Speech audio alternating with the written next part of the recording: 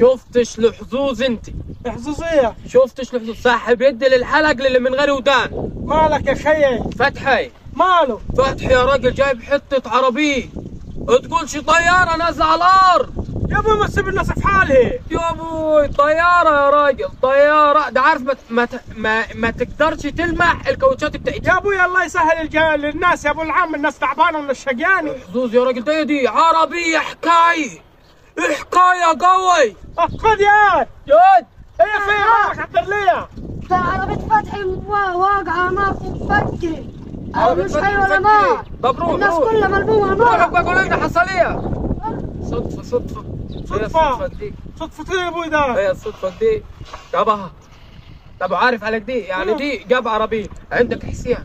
ماله كمان حسين؟ حسين يا راجل ربنا اداله كل حاجة، الفلوس وانشط شقة يا راجل سوبر لوكس، وراح يتجوز وحدي اتحل من الحبل المشنقة. ايش جمال وادب وحلاوة اغنية يا قوي. يا رب يا راجل سيب الناس في حالها. يا راجل خد كل حاجة من ربنا، خد كل حاجة. خد ياد خد. هي فين؟ مشقة حسين ولعت وما تقوم عارفينها حية ولا ميتة. شقة حسين ولعت يا ابوي. هي الصدفة دي. صدفة دي برضه. دي صدفة. صدفة يا ابوي. وانت عارف ما حدش كايدني كد عادل انت. بس دقيقة انت لو قعدت ساعة جاري هتخلص على البلد. يا عم صدفة. اقول لك لا صدفة ولا غنوة. يا ابوي صدفة. اقول لك الله يخليك بس كفاياك على جنيه.